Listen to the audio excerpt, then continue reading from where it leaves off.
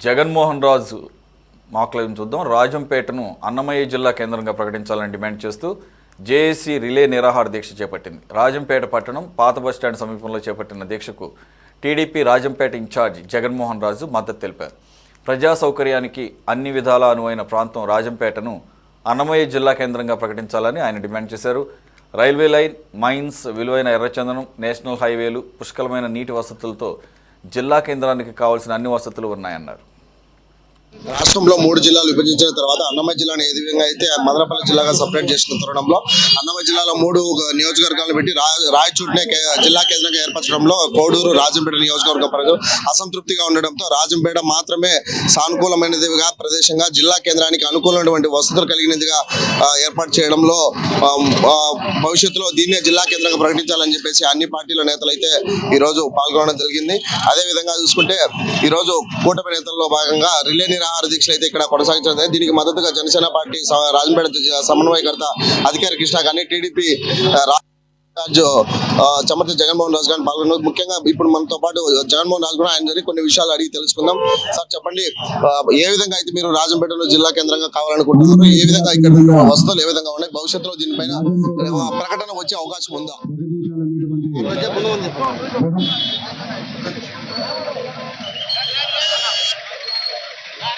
గత ప్రభుత్వానికి పరిపాలన చేత కాదు, ప్రజల యొక్క ఆకాంక్షలు తెలియవు, ప్రజల యొక్క అవసరాలు బాగోగులు తెలియక అసంబద్ధంగా చేతగానితనంతో పనికిరాని పనులు చేయడం జరిగింది. అందులో భాగంగా పార్లమెంటు కేంద్రాలన్నింటినీ కూడా జిల్లా కేంద్రాలుగా ఏర్పాటు చేస్తామన్నటువంటి పరిస్థితుల్లో రాజంపేట పార్లమెంటు కేంద్రం కాబట్టి దీన్ని జిల్లా కేంద్రంగా చేస్తుంటే అప్పటికే సరిపోయి ఉండేది. ఎందుకంటే జిల్లా కేంద్రానికి చుట్టుపక్కల నుంచి వచ్చేటటువంటి రవాణా వసతులు కానీ, జిల్లాతో అనుసంధమైనటువంటి మిగతా ప్రపంచానికి కావాల్సినటువంటి అన్ని మార్గాలు రాజంపేటకు ఉన్నాయి.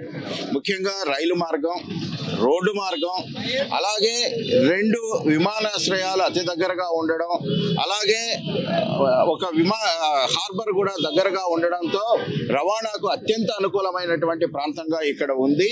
కాబట్టి అన్ని హక్కులు ఉన్నటువంటి యాక్చువల్గా పార్లమెంటు కేంద్రం ఏర్పడిన తర్వాత పార్లమెంటు కేంద్రాన్ని జిల్లా కేంద్రం చేయాలి. కాబట్టి జిల్లా కేంద్రంగా అనౌన్స్ చేస్తుంటే ఎక్కడ కూడా ఏ ప్రాంతంలో కూడా ఇబ్బందులు ఉండేటటువంటి కావు.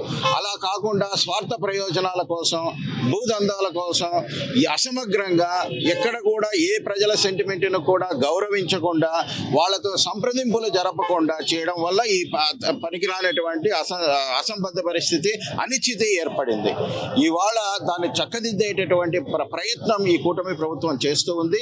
ఆ చక్కదిద్దడంలో భాగంగా ఈ రాజంపేట ప్రాంతానికి అన్యాయం జరిగింది.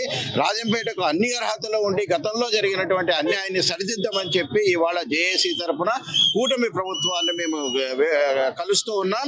ఇక్కడ ఉన్నటువంటి ప్రజల యొక్క సెంటిమెంట్ను తెలియజేసి ఆ గతంలో జరిగిన తప్పులను సరిదిద్దేటటువంటి ఒక ప్రయత్నం మేము చేస్తున్నాం. ప్రస్తుతం రాజంపేట ఎమ్మెల్యే అమర్నాథ్ రెడ్డి ఎవరైతే ఉన్నారో దీనిపైన ఎటువంటి నోరు విప్పడం లేదు. దీని మీద వాళ్ళు నోరు విప్పరు. మీరు కనుక ఒకసారి పరిశీలిస్తే వాళ్లకు ప్రజల అవసరాలు పట్టవు. కేవలం వైసీపీ నాయకులంతా కూడా ఎక్కడెక్కడ భూములు ఉన్నాయి, ఎక్కడెక్కడ ఆక్రమించుకోవాలా, ఎక్కడెక్కడ ప్రజలలో ఈ రికార్డులలో లొసుగులు ఉంటాయి, దాన్ని ట్యాంపరింగ్ చేసి ఇవన్నీ చేయాలన్నటువంటి ఆలోచన తప్ప ఎక్కడ కూడా అభివృద్ధి జరగలేదు. నేను ఇవాళ ఛాలెంజ్ చేస్తున్నాను. గతంలో మీరు 5 సంవత్సరాలు చేసిన అభివృద్ధి రాజంపేట ప్రాంతానికి ఈ 1.5 సంవత్సరాల్లో జరిగినటువంటి అభివృద్ధికి మీద చర్చ పెడదాం. తర్వాత మేము అభివృద్ధి చేయలేదు, కనీసం హక్కుగా ఉన్నటువంటి జిల్లా కేంద్రం తీసుకురాలేదని చెప్పి వాళ్ళు ప్రజలకు బహిరంగ క్షమాపణ చెప్పాలని డిమాండ్ చేస్తున్నారు.